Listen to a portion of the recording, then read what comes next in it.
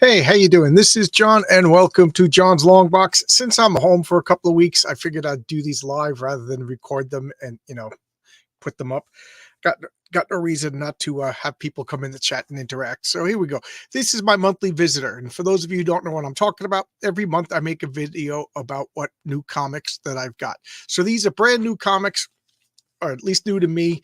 I think I get my comics from Discount Comic Book Service. I made a video yesterday of me ordering comics, and here is a video of me getting comics. So here's proof positive that I do, in fact, get new comics. The first comment in the chat is a link. If you want to pop in here and talk with me about comics, welcome.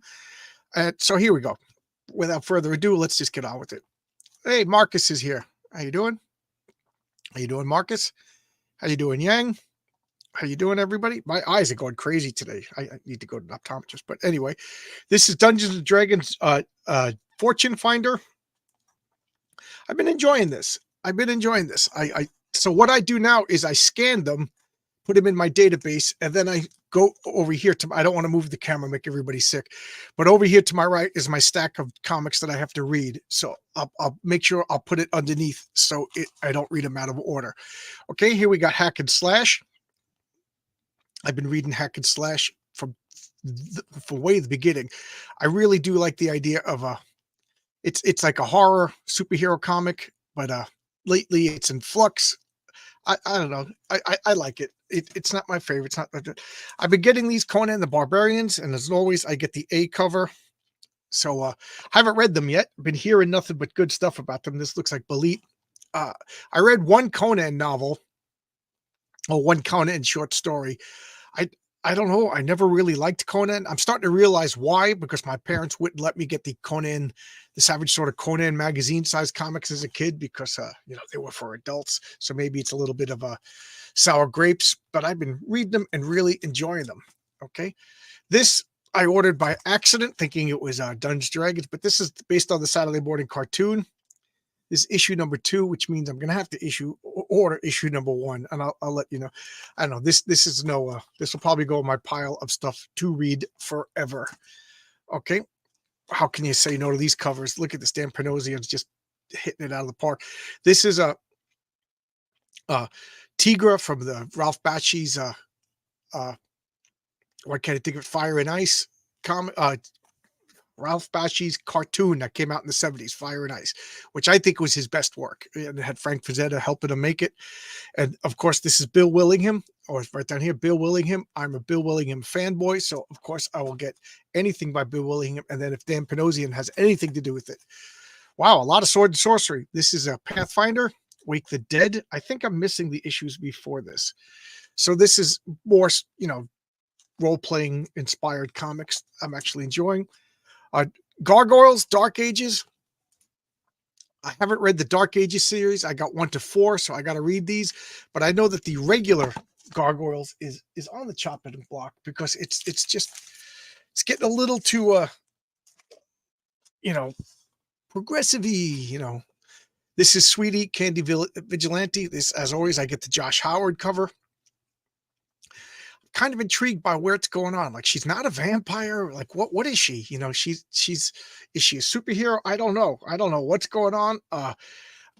It is suffering a little bit from deconstructive storytelling, meaning like it's every comic should give you something. Every comic should give you a nice chunk of meat to chew on and devour and leave you satisfied waiting for the next issue.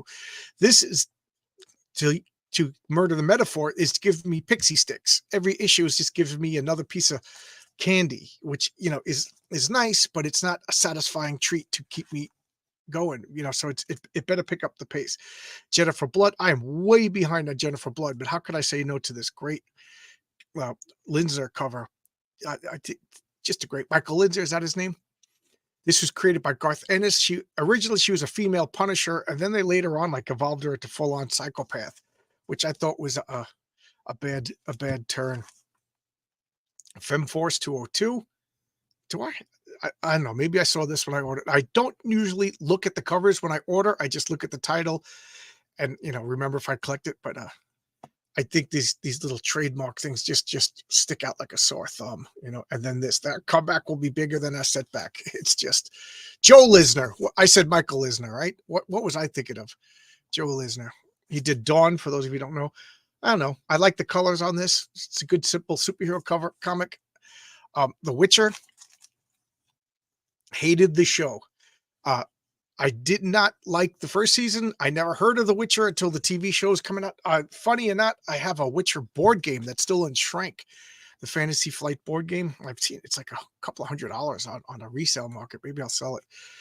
But I love this comic. I don't know why. Well, I started watching the show. I got caught up in the hype. I watched the first episode. I was like, okay, it'll all make sense. And I just hated it. And then I bought a couple of comics. These comics are excellent, though. The Witcher comics are excellent. Okay, this is Blue Book 1947. So this is the second series of Blue Book. This is based on, as far as I know, actual UFO abductions, at least FBI reported abductions. And so it's half fiction, half speculation. I kind of like that. Historical fiction, I guess. Usagi Yojimbo. What else can I say about Usagi Yojimbo? Just great comic. This is one of my favorite comics. I make no bones. This, Horace H. Hoover, Wolf and Batsy, and then, whenever T-Bird and Throttle comes out, those are my favorite. Oh, I hear a voice. I hear a voice crying out in the distance. And maybe was a planet destroyed? No, it's Yang. I'm just gonna, make my comics big and you small. Yeah. No, okay, that makes sense. How you doing? Good to see you. Good to see you. Yeah, long time no see. For those of you who don't know, this is Yang Zhao. Did I say that even remotely correctly? Yeah, it's pretty good. Pretty good. I've been on his channel. You've never came on my channel. You should come on my channel. No, this is the first time. You're up. Yeah, I am on your channel. What am I? Yeah, geez, what is wrong? So, thank you, Marcus. Sign up for Heroic Tales. That's my comic. I actually put out an information yesterday about we're building the campaign page. We're trying to get the comic out, but nice. A couple of setbacks, nothing earth shaking, just, disappointing rather than earth shaking. What is going on? Oh, this is a double sized. I thought there were two comics. Oh, Marcus. Yeah, you got to eat dinner. Got to eat your dinner. That's fine. So this is Firepower. I'm a couple of issues behind on Firepower. This is Robert Kirkman, and I love Chris Samney's art. It's just so it's like modern and retro at the same time. Do you get any of these comics that I've been showing? Any of these interest you, or any of these you read? Actually, that's one reason why I'm here. I'm looking to find some. I haven't been to a comic store in what feels like forever. Yeah. Unfortunately, part of it is, I hear that from a lot of comic fans. Part of the problem is there really isn't anything that interests me from Marvel and DC these days. But I've seen you flash a bunch of cool looking stuff from Image and Dark Horse, which kind of surprised me. Well, Usagi Yojimbo. Well, that's a classic. I mean, I've liked him since. This is excellent, or at least the first three issues were. Cool. Blue Book. It's about alien abductions. This Witcher is excellent. Well, maybe this one isn't, but all the Witchers that I've read, I haven't read this 4-issue series because I'm going to read it one shot. I'm just revisiting the FemForce, and Jennifer Blood. It was excellent at one point, and then I'm just collecting it out of momentum and loyalty. And Dynamite's pretty hit or miss for me. Yes, I agree. But this, I just wanted to say, if this is just it's a retelling of Iron Fist. It's the same exact story. Cool. Western guy goes into the Mystic East, learns the secret of the firepower instead of the Iron Fist. The only difference is he's Asian and he's married and has a kid. So, and then to my shame and disappointment and horror, I still get Savage Dragon. Last issue was actually excellent. And then I've seen a couple of panels from this one posted online. That's just gonna, this is probably Mickey gonna go Mouse stuff. Oh yes, it's probably in this issue. I'm imagining. What do you think about that? I think, to quote Chris Rock, I wouldn't let Eric Larson watch my children on television. Well, no, definitely not. But what is actually tame compared to some of the stuff that was in this comic. What do you think about the people like I've seen a lot of people, they say, "Oh, Mickey's in public domain now, so I'm going to make him a mass murderer. I'm going to make him, do naughty things with children, all this kind of stuff." What do you think about people who Okay, who here's my take a honest. classic IP and do that? You know the term stolen valor? Yeah. Somebody who pretends they're in the military. Like for us comic book people, if we remember Ian Micah Wright, I think his name was, Oh, uh-huh. he claimed to be an army ranger until he got called out, and then his comic got canceled. And all his comic did was attack right wingers. Yeah. And then he got canceled, justifiably so, because the comic was sold on the fact that he was a. But if you take Mickey Mouse or Superman or Conan and just make it shocking, to me that's stolen gravitas. You didn't build anything. You're selling. Oh, look, it's Mickey Mouse. You're banking on, I don't know, a huge percentage of your audience to be like, oh wow, I like that character. But you know what I mean? Like, first off, I wouldn't do it. I have fun making up my own characters. So if you want to make, I got a buddy, Gary, who's super interested in public domain characters, but he loves them and he wants to continue their stories. I got no problems with that. But I would never take Superman and like, now Superman's a pedophile because I could do it. That Yeah. just shows me that I'm, that's like taking I don't know, a country western beloved song and then just speeding it up and make it rap with dirty words in it and stuff. Like, Yeah, for it's me, just shocking. it's kind of like for the last several years, we've had a lot of people complaining that people of a certain ideological bent have taken over our classic heroes and turned them into various Right. sexual deviants and stuff. But then when it's our turn, we make them like mass murderers. Like, no, Yeah, you absolutely. know, Good point. I didn't think of if it, you but you're absolutely right. yeah, if you want to show these companies that basically that they suck and they're not doing things the right way, then make Mickey Mouse go on an adventure. You Right. know? Make a great Mickey Mouse story. Make a Mickey Mouse story that Disney is failing to tell. Yeah, Make a Winnie the Pooh, make a charming children's Winnie the Pooh story. You know? exactly. You can make them have an adventure. Steamboat Willie is what went into public domain. Okay, so Mickey is going down a steamboat down the Amazon, and they have all sorts of adventures like they used to do.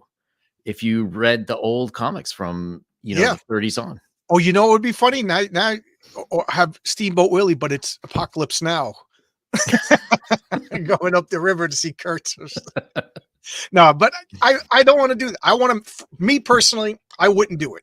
I want to make up my own characters. Like, I don't like when Marvel just like takes the name and assigns it to somebody else, or worse, they just assign the gravitas to a character. Yep. Like, I don't know if you understand what I'm talking about, but there was a character called the Blue Marvel that Marvel Oh. came out with around 2010. There was nothing wrong with the character. He was a new character. They made him a black guy.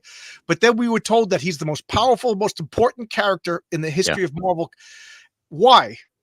Because he sat out during slavery. Like, so you're telling me that this guy could have ended slavery? This guy could have ended war, but Yep. he didn't because he was afraid of the public reaction. That's literally how they told. So that doesn't make him the most powerful. To me, that makes him the biggest wuss who ever existed. Yep. I mean, Well, like, even that and just not even showing it in the comics. Like, how many times have we seen Carol Danvers is the most powerful person in the Marvel universe? But it's like we never see her do really cool stuff. It's just everybody tells us she does really cool stuff. Right. It's classic writer's problem. Show us, don't tell us.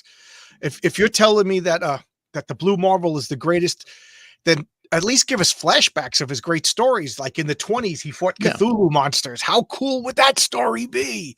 Like you said, Definitely.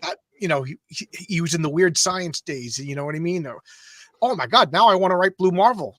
You know what I mean? But they're just telling us. And then the government and FBI came and said, oh, we don't like the idea of a powerful black man. So you're going to have to sit this out for 60, 70 years. Okay. But he's the greatest power. Great. He's the greatest ever.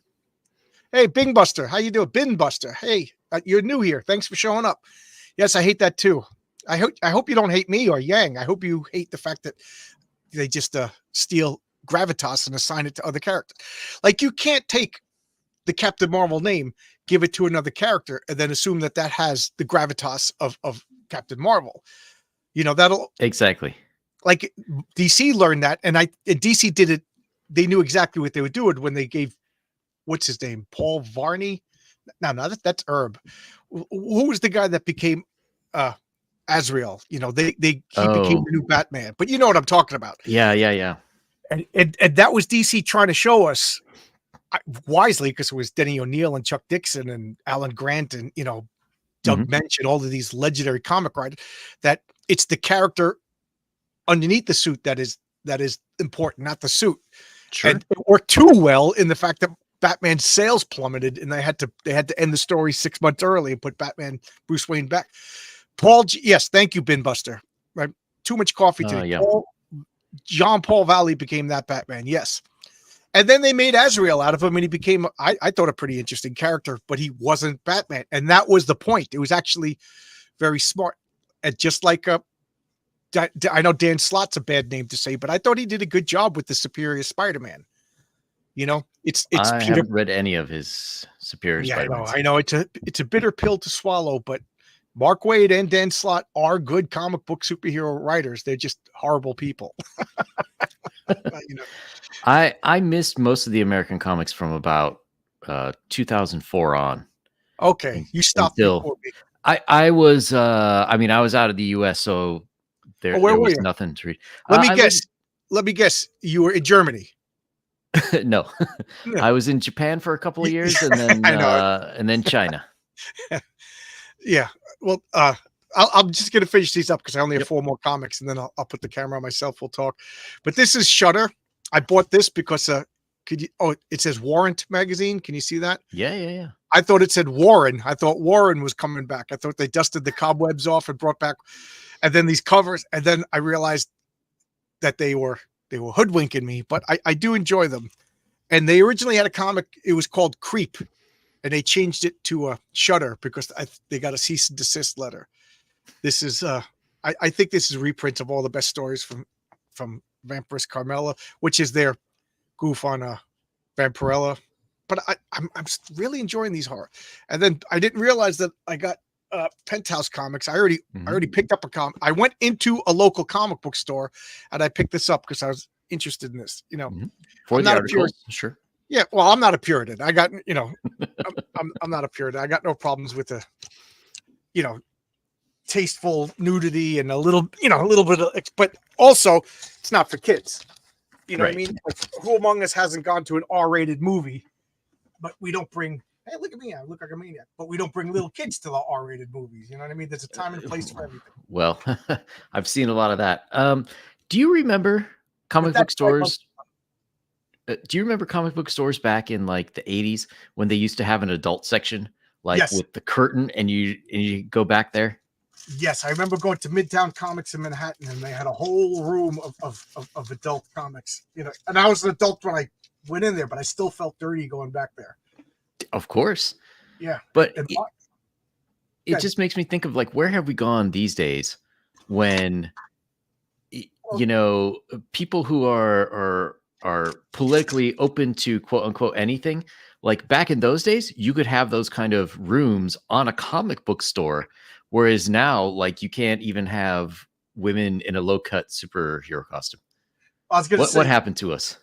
but you can have explicit porn in the comics, Yes, provided it's degenerate porn. But here's my answer to that: the whole comic book store is an adult only section because kids don't go to comic book stores. that's true. My buddy Mark came out last Thursday, and since we were both home, we spent all day hitting up every place that either a back issue bins or new stores. We didn't see one kid, and 90% of them we didn't see other customers. Yeah. Only one store actually had other people in the store while we were there. And Mark, he starts at A, looks at every comic in the back issue bins. So half the time it was just me on the phone checking out Twitter because I was like, but I didn't want to say anything. So we spent hours in each store, and every store except for one, we were the only customers in the store the entire time. That's crazy. But comics are booming. Yeah.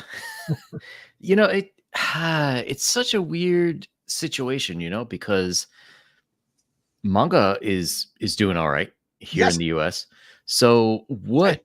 And I was told by Rich Johnson that comics are doing great because of Dogman. So Yeah, okay. Well, it's doing great for one guy. Yeah. But I don't know. What do you think the solution is to that? Because I mean, a few years ago, I was totally with um, Mitch Breitweiser when he said, "Oh, we got to get stuff back in stores," and he tried the Absolutely. Walmart thing. And to me, it seems like a valiant attempt, but I just don't know. Like, first of Mitch all, I don't know Breitweiser, where kids go. Mitch Um, eh, Breitweiser was one mhm. of the first people to come on my channel. Really? Because I loved Red Rooster and I loved all the Allegiance Art comics. So I did a showcase on it. And unbeknownst to me, they saw it and they were talking about it on their channel. I forget Oh, his writing partner's name, Sal. Him and Sal were talking about me on the and they said we gotta invite this guy. So they messaged me and they came on my channel. So they were like maybe the first or second guest on my channel. I wow. forget. And they were so nice.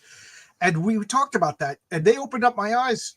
And I've always kind of knew it, but sometimes you need somebody else to articulate it for you. You know, my brain's a scatterbrain, but you don't just wake up and say, you know what, I'm going to get into comic books and then walk into a comic book store. You know, Yeah. people who go into comic book stores are already comic book stores. The example that I give to when I talk to comic book people, I'm like, do you ever just wake up and say, I'm going to get into Warhammer, and then we go into that Game Workshop store that's on, Yeah, yeah, yeah. you know, there's one in every state, you know, that sells nothing. No, Nothing but Warhammer. Yeah. the people in there know everything about Warhammer. You know what I mean? So maybe they got a buddy that they converted, and it's the same with Yep. comic books. And now it's even worse because now it's like, you know what? I'm into comic books. I'm going to boot up my computer. I'm going to sift through, you know, a whole bunch of stuff. I'm going to go in and I'm going to find a comic book that's not even sold in comic book stores to find. You know, so Yep. it's like everything that we do to fix comic books, I think, is just it's like, you know, when the water spirals around the drain, it's just getting faster and faster, you know. Like, Yeah. and I'm making a Kickstarter comic. You know, Mhm. I would love if you went to the supermarket and there's Heroic Tales. Hey mom, there's the Patriarch. I love the Patriarch. Let's get that comic. So what is the solution? Cheaper prices, bigger distribution. Now, Yeah, how do but you do that? Thus therein lies the problem. yeah, and I think, I don't know. I think to a large extent, local comic book stores have sort of made their own problems. Um, just like we had that Mark Millar interview a few months ago, Yeah, which is sad, and it was like 2 weeks after one of those stores went out of business. yeah. But they said a few things. Like Mark asked them about indies, and one of the guys was like, "No, indies don't sell." So I wish Mark had asked him as a follow up, like, "Okay, well, what would make it worth it to you?" Because there are people in independent comics who are selling, hundreds of thousands of dollars worth of product. They're Right. moving a few thousand books with no, I mean, like No middleman. promotion like this, but no general promotion, whatever. So what would it take? Do they need a certain sales? What if I, as the creator, said, I'll if you're close, I'll do an in-store night for your customers. If not, you hook up a computer, I'll do a Zoom thing for your customers where you sell my books. What if we do something like that, or I will sell you autographed issues for cheap. Yeah. If they go to your store, they have to buy it at your store, and then I'll ship them to your store. You sell them out of there. I know my local store. I was talking to them. They said, yeah, they'll sell my comic, you know. So Nice. yeah. So, but that's one store, you know what I mean? One store around the block from me. Yeah. Because they just be like, local guy lives around the block from here, you know. But So, I mean, I don't know what the answer is. And to me, those spinner racks are at grocery stores and stuff. That's what made the local comic store, right, because you would start off, you'd find like Spider-Man or Superman, and you'd be like, oh, I want to get these back issues now. You go and you see like there's a billion other comics, and you're like, oh my God, now I got to check all right. these out. And Yeah, then you have a horrible addiction. the spinner rack, which I have one right over here. That was the drug dealer on the corner. Hey, come here, kid. Exactly. Take a taste. There you go. Here's some Spider-Man. You want some Spider? I got some Punisher. Got some Punisher. You know, but we don't have that anymore. And Yeah. So, comic books, we got to get them in people's faces. We got to get them affordable, and the covers have to be attractive. You know, and then when a kid yeah. gets them, that it's like, I got these 19th part of a 36 part Michael Bendis story where nothing is happening, or Captain America is an asshole. Oh, this is really what I want. You know what I mean? Like every page has to, like a Kirby comic. It could be part like the Galactus story. It was 3 issues, but every issue had something going on, explosions, superheroes jumping around, even if it was the middle part of a story, they filled you in. Sometimes they talked a little wonky. Oh my God, Galactus has come to destroy, but they filled you in, Yeah. I mean, those, somebody comics. Somebody I was talking to was complaining about old Chris Claremont X-Men comics because it's like so repetitive. And like the first couple pages would always be like a summary. Yeah, like a summary, or like they'd be fighting in the danger room and Colossus would be like, oh, I have to avoid Havoc's deadly plasma beams and something. And I had to tell him, like, yeah, they did that because it only came out once a month. And this could be somebody's first comic and you need something to get into it. It does look a little weird when you're reading it in a trade paperback. Right. That's why I think like a little editor's note, at the bottom, like he says, oh, what's going, and then like I was just talking to a friend today. He's writing a script for a comic, and I was like, you got to fill in all the details. You can't just rush to the exciting parts. That's what made Image Comics so bad. We got to, with comic books, you got to walk that fine line of it's a weird medium. It really is. Like, you got to give everybody enough action, because you expect action in a comic book, unless you're getting like a Love and Rockets or, a romance comic, stuff like that. But, for superhero cape shit, which I love, there's got to be a fine line of explosions and superheroes doing something cool. And then you also can't just rush to the next scene. There's got to be opening up the door. There's got to be like the guy looking for his keys. You know what I mean? You got to have some of that too, but that's the balance. And that's the hard part. I'm talking like I know the right mathematical formula, but I don't. Yeah.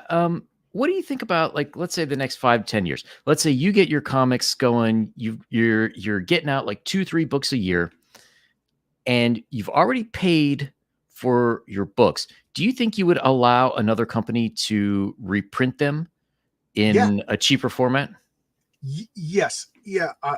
And for all my, potential customers, it's not to undercut you. I'm trying to make my comic book as cheap as possible, because I want to make a floppy comic, and this isn't worth $35 as much as I love Black Hammer.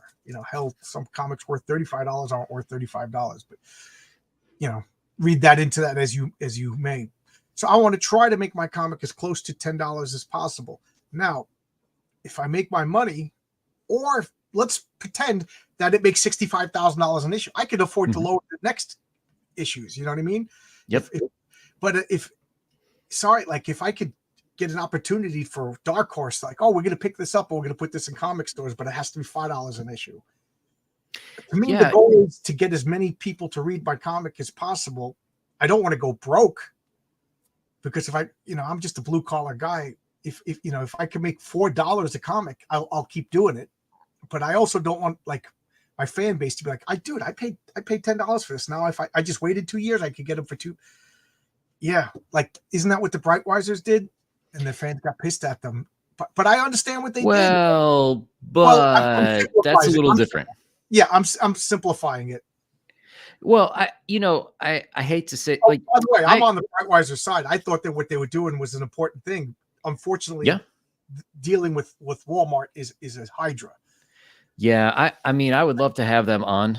But I don't think they're ever coming on my channel. But the part where they went wrong is basically they delivered to Walmart before they delivered to fans.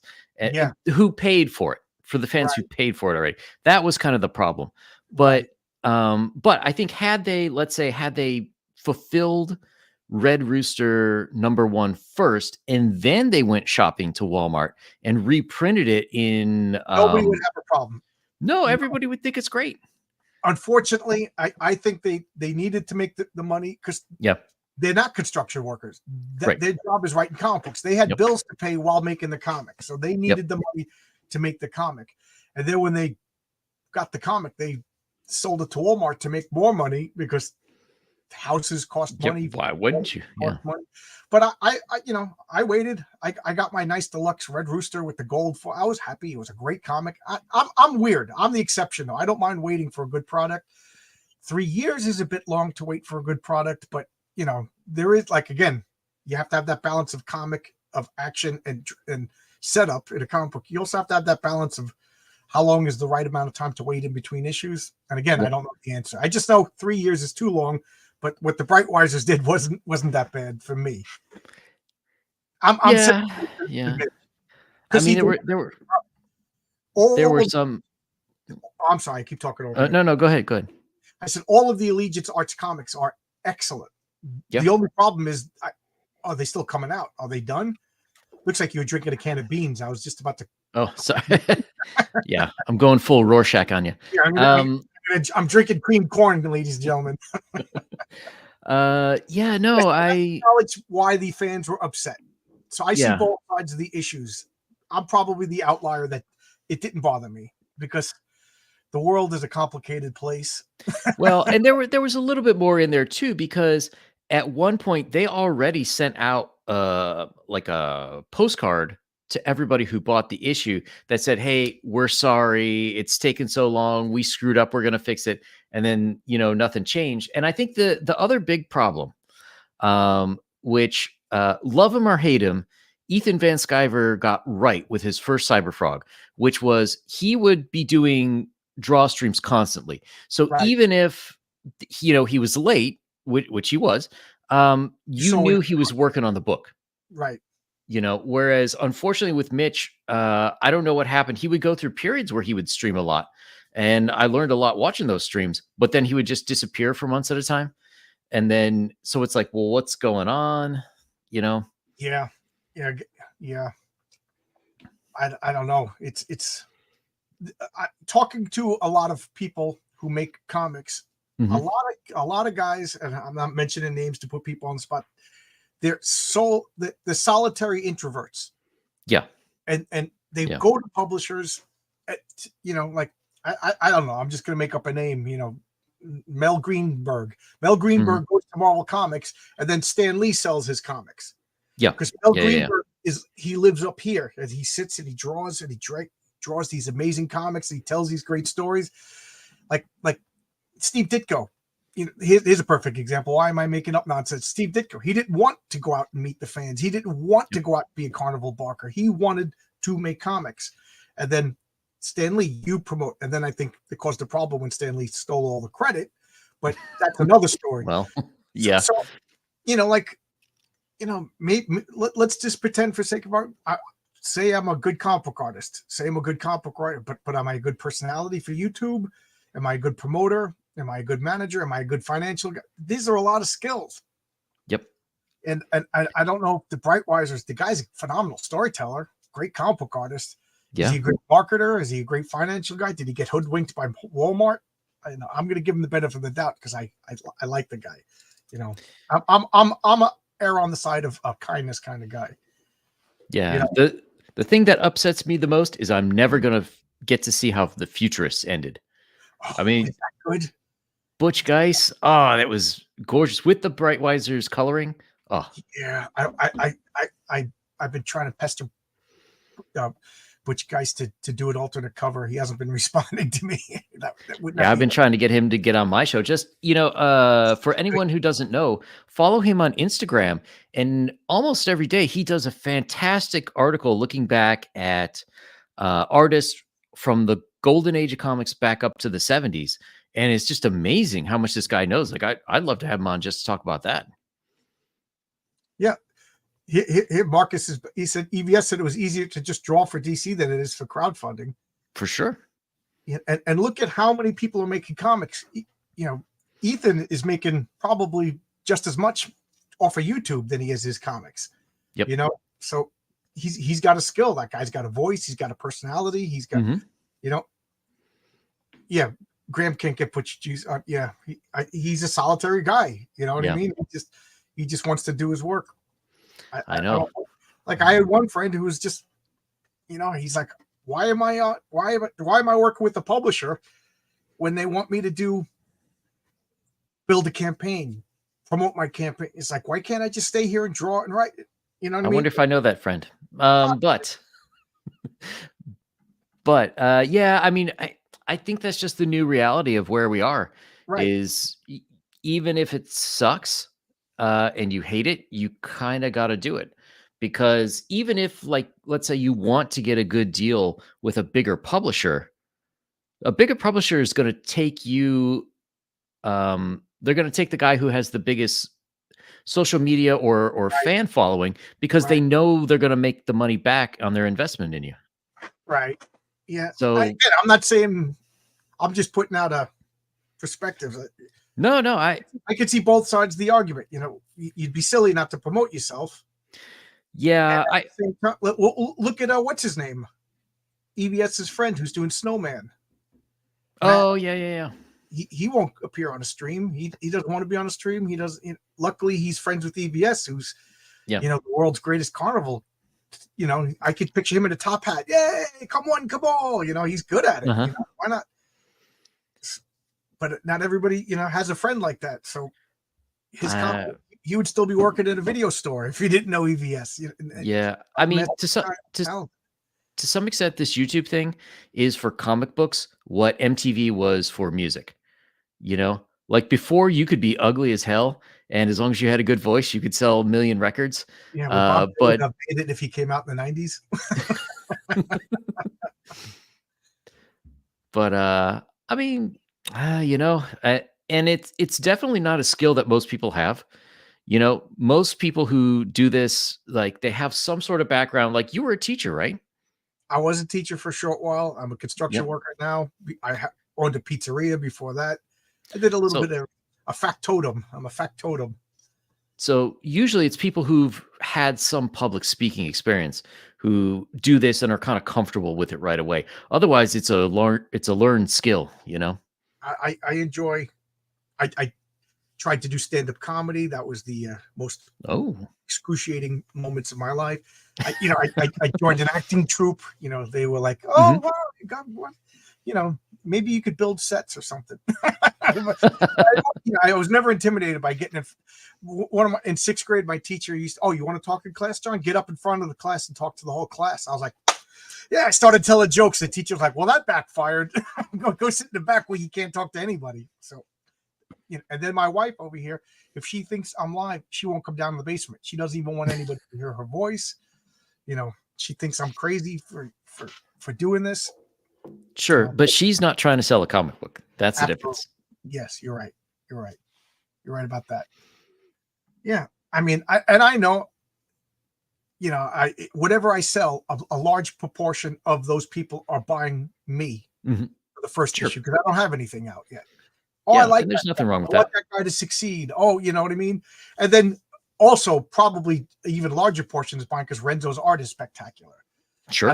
I'd like to think by issue 2, maybe like, oh, I like the story. I like where he's going. You know, I like the characters. But I have no illusions that anybody's buying issue number 1 because of my writing. I produced nothing yet, you know, so yeah. Yes, I recognize I'm talking to you. I'm talking to people. I'm going on other people's channels, trying to put a face behind my comic. Yeah, you got to shake the bushes when you Not start. everybody likes it. Not everybody likes it. And I had one guy. I had my first hater yesterday. It was actually kind of fun. Oh, nice. Yeah. Did he tell you to go F off and die or something? Or he told me I was a two-faced hypocrite. I had Eric July on my channel, and then I was getting messages. Ethan said he's going to EFAP you. Ethan said he's going to EFAP you. And I was like, right in the middle of, you could see my face because I keep my phone right here on my easel, you know, because sometimes people give me questions or whatever. You could see my face, and I'm like, this is the end of it. I'm never going to make a comic. And who's going to buy my comic once Ethan tears me apart? So when Eric left, I went, I'm in the chat. So I asked, I said, are you going to he was talking. I just said, are you going to EFAP me? I got to go to bed. Like, I want to watch this. I want to see and he was cool with me. So he was just like, oh, you ran to Ethan. And, no, I was going to Ethan because I wanted to know, like, should I even just tell Renzo, hang it up. We're done. Everybody hates it now. Nah. Because people were mad at me that I didn't rip apart Eric July, and people were mad at me that, whatever. Can't win. You got to ignore this stuff. Like, I have no specific problem with Ethan, but like, I get along well with the Iconic guys. They're doing all right for themselves. I haven't Yeah. spoken to Eric July, but he seems to be doing all right for himself. Right. You know, Well, first off, I'm not going to invite you on my channel and then fight with you. That's not Yeah. something I want to do. Yeah. I don't like. I said it, and if somebody could get this, like Gail Simone, I think I would have a great conversation with Gail Simone. I'd let her know I disagree, but I'm not going to insult her. What kind of jerk does that? Heather Antos. Oh my God, would I love to have a conversation with Heather Antos?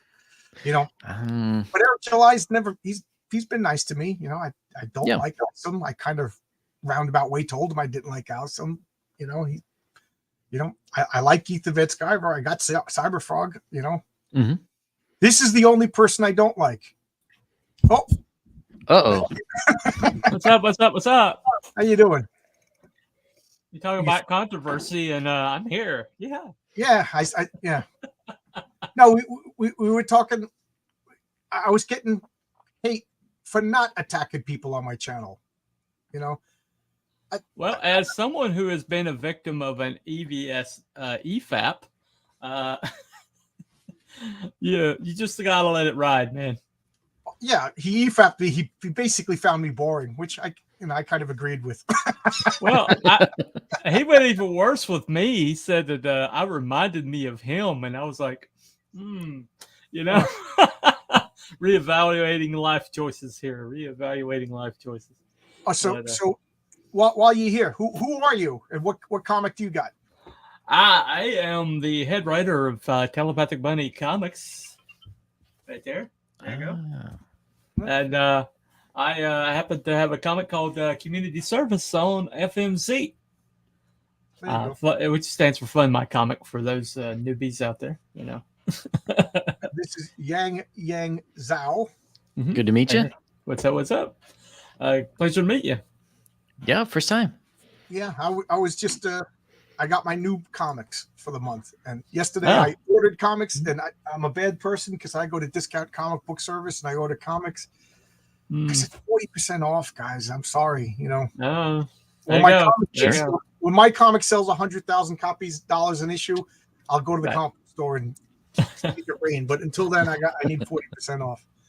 The thing you have to understand about this whole entire ecosphere, right, is you have to understand that the moment you start listening to and let people dictate to you what you do with your channel, it's the day that you might as well hang it up.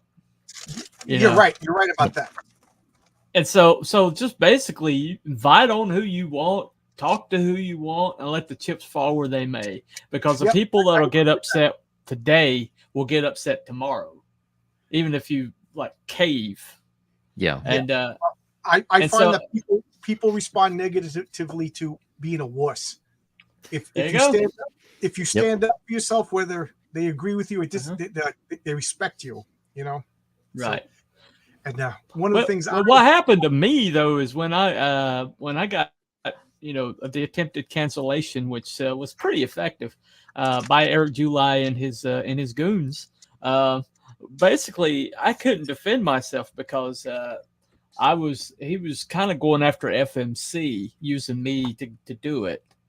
And so to defend and fund my comic, I had to take the full brunt of it on myself. And so then I got labeled as somebody who caved. I got kind of viewed as somebody who's didn't stand up for myself, and I couldn't. That was the thing. I couldn't at that time. That's how it works. I was like the person that was being used to go after Fund My Comic, which was just 3 months old at that point. And they just announced Kelsey Shannon, and so they were riding. They just started riding high, and so I couldn't let them use me to do that. It was a very innocuous statement I made, and it's a truthful statement, really, but I couldn't really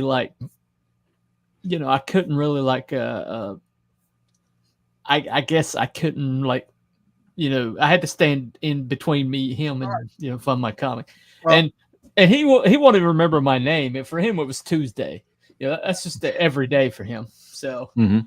I mean, I'm not even thinking it's I'm not even like, oh, he singled me out. He doesn't even know who I am.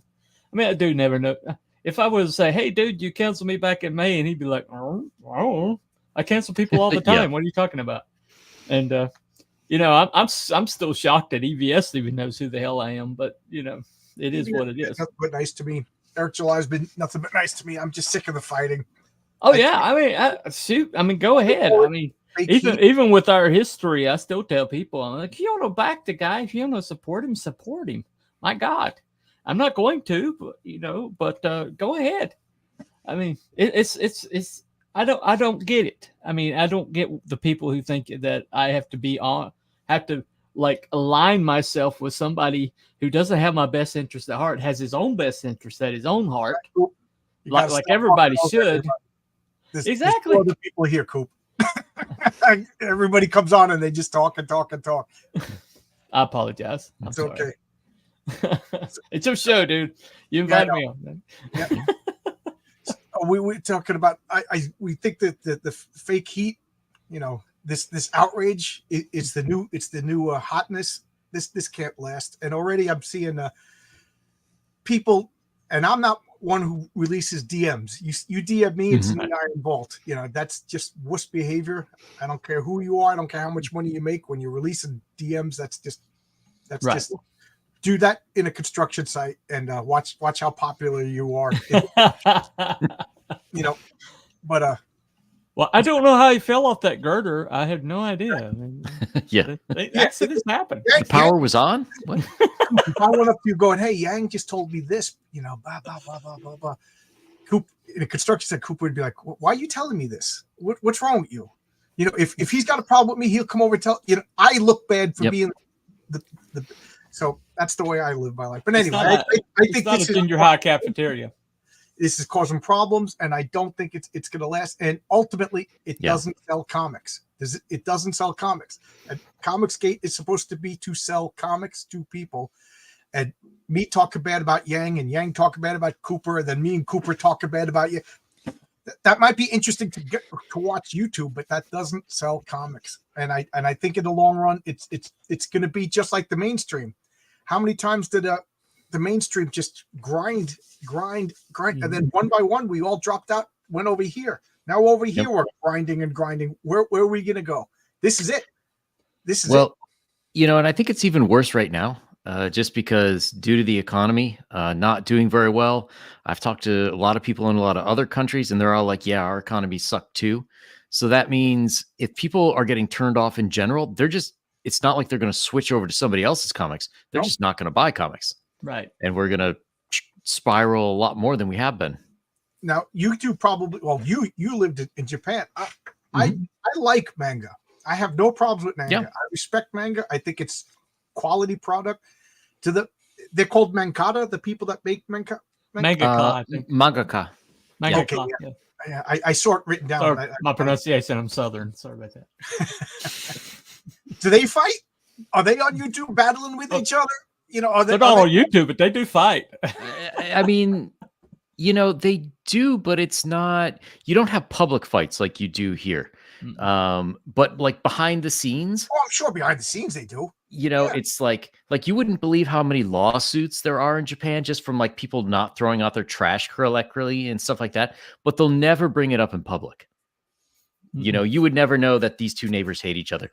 And a lot of that is, it gets a little weird when you start talking about artists, but for the most part, like the mangaka, they're going to keep it like in the background so that they would be embarrassed if the fans knew they were like losing their crap because somebody else, used the same kind of pen they used or whatever. Oh, really? They fight about stuff like that? Right. I don't know. People are petty, man. I told me a story last night of Stan Lee and Jack Kirby got into an argument over whether or not the Hulk could fly. This is news to me. I found it very interesting. And Jack Kirby ripped up pages. And Larry Lieber found the pages and taped them together. Well, to be honest, if Stan Lee said the sky was blue, Jack Kirby would be like, no, it's not. or Steve Ditko. You know what I mean? But these are Steve Ditko. But the thing is, they didn't come outside and start telling me, Stanley, No. you know, I guess they didn't have the capability or TV. Well, I think it was Jack Kirby's kids that finally spilled the beans that it all was not well, Mhm. you know, Well, in Marvel. as a kid, He didn't do it himself in his lifetime, no. right. He was classy about it. You know, Steve Ditko went to his grave. People still wonder why he's mad at Stan. Even Stan was like, I don't know. Oh. You know, I think Stan hardly was like, oh man, I wish I knew. I wish I have a friend. He doesn't talk to me anymore. To the point I saw him in a supermarket. He saw me. He turned around. I wish I knew what I did. Like, I don't want to be friends with him anymore. But that would be nice. But just tell me what I did. But if you were to ask him, he'd be like, you know what you did. And I was like, no. Yeah, there's a few ex-girlfriends that react like that. And I knew exactly. What I did, and I deserved it. But but he didn't do I don't know what I did to him. Right. Maybe it's not, it's like, remember, you remember Street Fighter? Okay. When M. Bison was like talking to Chung Li, she was finally like spilling the beans. You did this to my village and everything, and he's like, well, for you that was a significant life event. For me, it was Tuesday, right? You know, and for most of the part, you can grind an axe, right? You grind an axe, but then when you were to confront somebody, they would have no idea because what really was significant to you, to them, it's just a day. When Conan met Thulsa Doom in the movie, he was just like, "You killed my mother. You killed my people." And he goes, "Oh, I probably did that. I did a lot of things like that in my youth." He doesn't even remember nor care. It's like mea culpa. So Yang, you're always talking about comic books. You're in the comic book, YouTube sphere. Are you making a comic? Do you have anything that you? Well, that's a funny story. I started making a comic book, and then it turned into a D&D campaign, which I'm hoping to release this year. It's due to something I like to call poor decision making. When you're writing something fantasy, I was like getting to the point where I couldn't remember, like, oh, what's the name of this place? Who's the mayor there? Whatever. So I said, all right, I got to start keeping a Bible. And then when I was doing that, I was like, well, this is just like a campaign guide. Why don't I put that out first? And then, part of my thinking is too. So I used to work in marketing. So part of my brain still thinks that way. And to me, one of the problems with the indie comic community is they're not reaching out to other adjacent communities, right? No. So like if you have a horror book, it's great to come on channels like this, channels like mine, where we talk about comics specifically, but go find horror communities. There's going to be a lot of people there who don't buy comics, but they grew up reading comics, and they would buy comics if they knew that there was something interesting to them. That's a good point. So, go there. So part of my thinking was like, okay, well, I'll just whip out this campaign guide, easy peasy lemon squeezy. And then, all these people that I potentially sold to and, make the rounds on gaming channels, they would want to buy my book. And I can also sell the game when I sell my book. It can be an add-on. You could buy a PDF for like $5, $10, whatever it would be in addition to it. You could play, like, John, come on. You do superhero gaming stuff. What if you had a campaign guide for your comic book world? Wouldn't that be cool? That's one of the things I want to do. And yeah. I'm trying to get in touch with the guy whose system that I use, because I don't want to get in trouble, and I don't want to, get a copyright. I don't know what it is, but I haven't been hearing anything. So those of you lawyers who have seen this, I've reached out many times. So I'm just going to put out a general stat. You don't need to license anything to make a module for his world. You just reference it. Well, first of all, you cannot copyright rule sets. Really? So yeah. So like, for example, mine is Dungeons and Dragons, and there was a whole big kerfuffle. Which edition? With fifth, starting out fifth, but then I want to, after it's out, I'm going to go and I'm going to convert it for 1E and then for 3.5 so that you could do 3.5 or Pathfinder with it. And then if you've already Dungeons and Dragons, Sorry. Cooper, do you play Dungeons and Dragons? I did back in the day. I haven't for some time. We were working on our own RPG to do on streaming, Mhm. and just specifically for streaming, and we had a module and everything created. But then my DM kind of disappeared on me. So It's That happens. right. yeah, So Yeah, DMs are a little flaky. I don't know if you know this, but DMs. I'm a Oh. DM. I'm a hardcore guy in my group. Fla- Like, where are you? Players are worse, man. I was running 2 test groups for my game. One, Yeah. I knew the people, but 2 of them were married and they just had a baby, so that group ended. Mhm. And then I had a session last night for my second test group, and like we're waiting for people to show up 20 minutes after the start time. And I messaged one of the guys like, "Hey, can you make it tonight?" He's like, "Oh, I got to tell you, I got a new job. I can't play anymore." It's like, son Nice. of a Well, we were doing Come on, tests. man. When we were doing tests, the best one we did was like very early on. Me and the DM, just me and him, and we did like a 1-person mission, and it worked like a charm, right? But Mhm. then we had we were trying to tweak. We started tweaking, and then the next one didn't go as well, and then you're like, well, crap, let's tweak it some more, and then the next one didn't go well, and then we should have just went back and reset it, but then my DM, It was suddenly, just a two-player. I find that role-playing games, you need at least 3 people. You Yeah. need 2 players to interact with each other. Mhm. My friend Yeah. Jimmy and I, we've been playing since we were 12, and he's Yeah. getting over surgery right now, so I haven't seen him in a while. But me and him will play one-on-one. But I always wish that there was somebody else, because Yeah. I can, it's like I'll make up a story, and it's almost like he just acts through my story as I wrote it. right, Because we've been playing so long, we know each other. I think he kind of knows what I want, or I know what he wants. But when you have that second player, oh, I didn't think of that. I didn't think of, and that's what makes role playing games fun. When you don't, when you pick it up, you look at, oh, I need the stats for a mind flayer stat. Things like that. That kind of stuff is, and especially when well, the interesting thing about our RPG was that the writer was the player and the character was the avatar for the writer, and so it was kind of like a chess master in a way. And that way, what the idea was that people could come in and bring their own characters from their own worlds, their own comics or whatever, Oh, and that's then cool. and then they would be able to promote it while they're playing their actual character in That's the funny world. that you said that, Coop, because I jokingly, but if I make a certain amount of money with my comics, I did a stream with a bunch of role players, Rini and geez, now I'm Dennis Turner and Justin Sweet.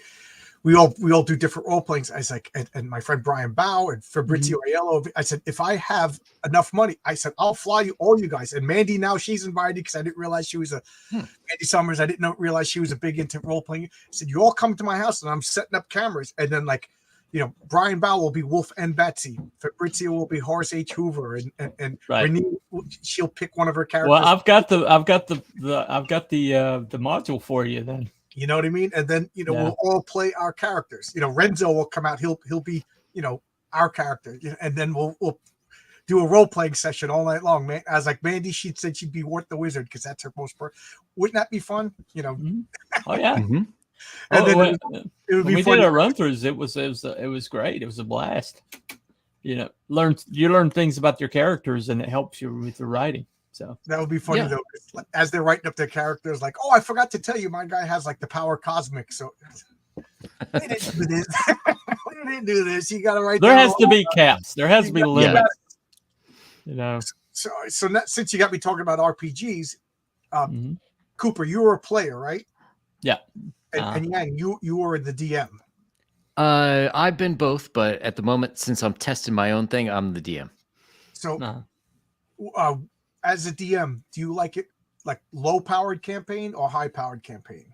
Meaning your players are more weak, or do you like it when your players are tough? And Cooper, as a player, do you want to start out weak and build up your character, or do you want to start out kicking ass and Well, fighting what Mhm. my favorite moments in all my role playing history was when I was in over my head and managed to pull it out. stand You up and know, cheer Yeah. moments, right? Yeah. when you have to hit like perfect rolls to stay in the skirmish, and you manage to hit perfect roll after Cooper, you perfect made me roll. think of something. They were Yeah. my group. I forget where we were, but because we were in college, so we would cracking open beers and playing. We're drinking Right. as we're playing, and then we would look around and be like, "We drank this much beer? Holy crap!" So Mhm. I'm probably half tipsy, if not full on drunk. And I just Yeah. said, "I'll tell you what," because he was an archer and he could shoot 2 arrows in action. I said, "If you roll 2 20s right now, you kill the monster." And he was just like, "All right, roll 2 20s," and it was just like a split second of silence, and then it was like to the point. There was 6 of us in one suite. There was the next suite was all girls, and they come in. Yeah. What happened? And how do you get it? And first off, we're all drunk. We're in our underwear. We got Oh, we okay. got we got Viking hats on that we bought at Play World. You know Nice. what I mean? Because we're totally into it, cheering, and then all the girls come in from the next suite, and we have to explain to them that Keith rolled 2 20s and Yeah. killed the demon, 2 shots to the eyes. Well, To say those girls went with the other suite of guys, and we right. Well, the character I had was an illusionist, right? His name was Henry the Elf. Okay, and nobody else got it. I'm the Henry the Elf. Nobody else got it. Yeah, you missed it too. I thought it was hilarious. Nobody else got it, obviously. But because he was an illusionist, like the damage that he could mete out to people was only like a few rounds before they realized it wasn't real. Right. It was Beat an illusionist. My friend Paul always plays an illusionist, but right. he's clever.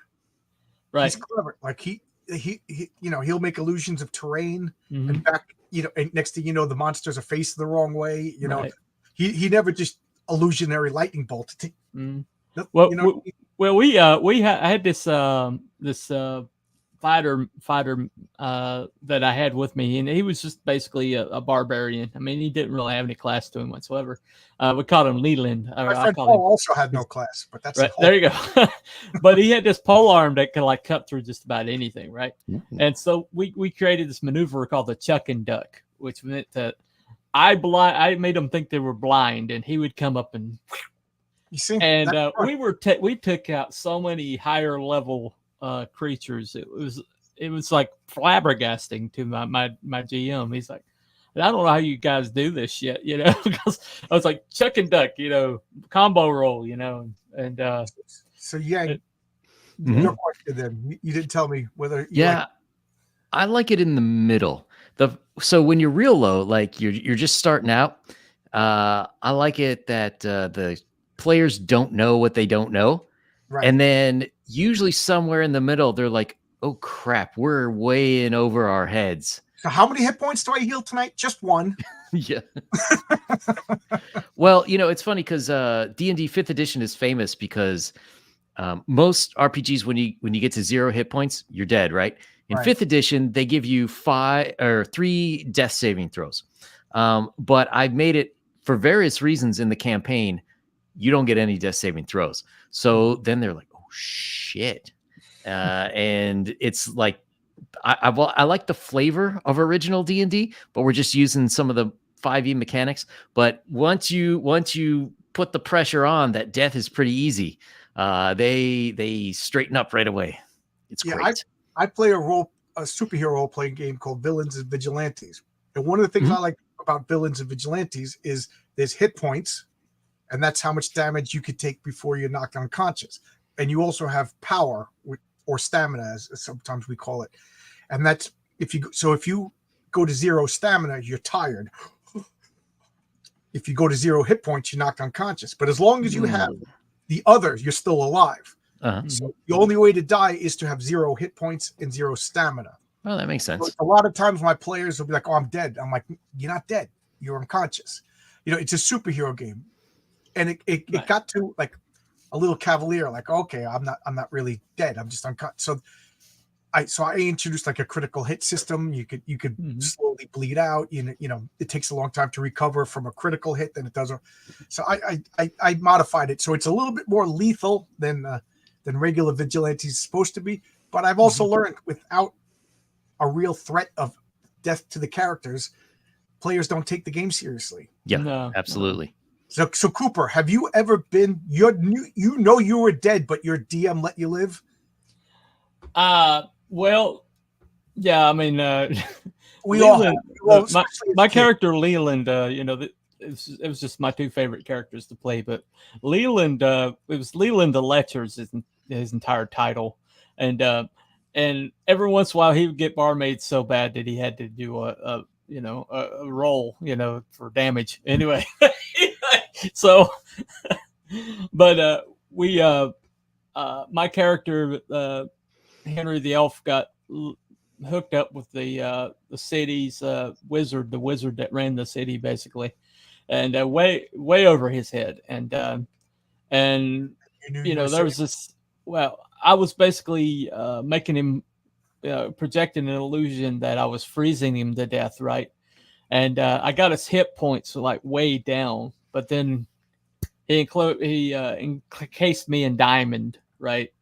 And so I was like, okay, I'm dead. And he's like, no, you're not dead. He says, but you're gonna have to do the other people are gonna have to do a quest to reacquire you, because now you're like on a stand in his living room or something. So my question is, how does that make you feel when you know that, like, I effed up, I should be dead, but it's yeah. The DM broke the rules to keep me alive. Well, it wasn't necessarily he broke the rules to keep me alive. It was like that I was out of the game, but I could still be recovered at some point, and that was like even worse in a way, because I love that character. I love that character so much. It's like, well, got to have to do a side quest just to reacquire your diamond encased body, and then you got to figure out how to get you out of there. If you're not dead, you're in suspended animation, and I was like, well I don't know.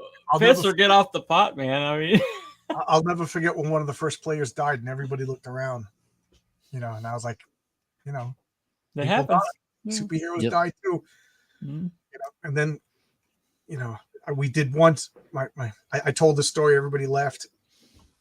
There were supervillain. He's got a rogue atomic bomb. They're fighting over Iceland or Greenland, and my friend Jimmy's character, he made a robot, and his name was Utensil, and his power was he had like every gadget necessary. And he was like, I'll deactivate the bomb. And we figured out his number. I was like, Jimmy, there's a 15% chance that you're going to detonate this bomb. So if you roll 85 to 00, the bomb blows up. And he's like, okay, but if I don't, he's going to have a nuclear missile to threaten the world with. And I forget what he rolled, but he killed the entire party. He rolled the dice, and he just looked up, and it was just, I can't help but picture it like cinematically. I picture this Iron Giant like head just goes, oops, and then the next panel would just be boom. And well, my friend Donna's character, she had like a Hulk-like character. She was the only one that survived, but she was down to like 3 hit points and no power and critical wounds. And that was dramatic because she had invulnerability, so they had to negate the invulnerability to do surgery on it to correct, and then COVID happened and we never played again. And I'm so mad. We were this close to finishing the campaign, That's the worst feeling in the world if you're responsible for a team wipe. Yeah. Yep. That's why he's in the hospital now. Connor caught up with him, his character. He had that character one adventure. Have you ever have a player that's just famously just bad luck? Oh yeah. It's weird. It's weird that you create these characters from scratch and you have some of them that roll so well, just like all the time they roll well, and then you have other characters. It's like double zero. Yeah, that's another. I got one guy in my test campaign now. He's playing a dwarf paladin, and like that's cool. Everything that could have gone wrong for him did. There was a battle where the whole town was being invaded by zombies and everything, and he became BFFs with a guard, only to find out not long later that the guard was possessed by a demon and was using him as a skin suit. So his friend like melted in front of his eyes. He felt pressured. They ended up in a country where they won a tournament, so they got to ask a god a question. But in order to do it, they would put slaves into a bronze ram and boil them alive inside. Like the vanilla And treats. and he never protested or anything, so he's currently without his goddess's power.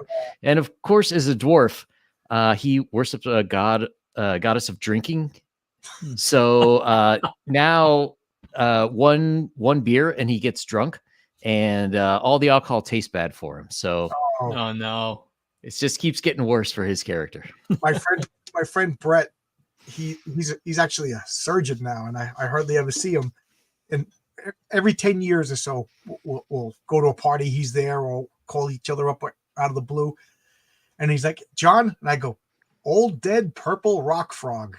And it's just a list of all the bad things that happened to his characters. He got cursed, he turned old. He got cursed, he turned purple. He died, he turned into stone, Yeah. and he turned into a frog. And all of these cost the players so much time and resources to cure. Because he was just like, "What are you guys waiting for? I'm opening the door. What are you guys waiting for? I'm opening the box. What are you guys waiting for? I'm going to say this. Like, oh God, Brett." Well, friends told me about this GURPS. They did, they were playing GURPS and Dungeon Master, the whatever they call that in that world. Game Master. Okay, yeah, Games Master, right? But they had this character. He had this character called Super Dude, who was like an active god. Okay, he was like this Superman, right?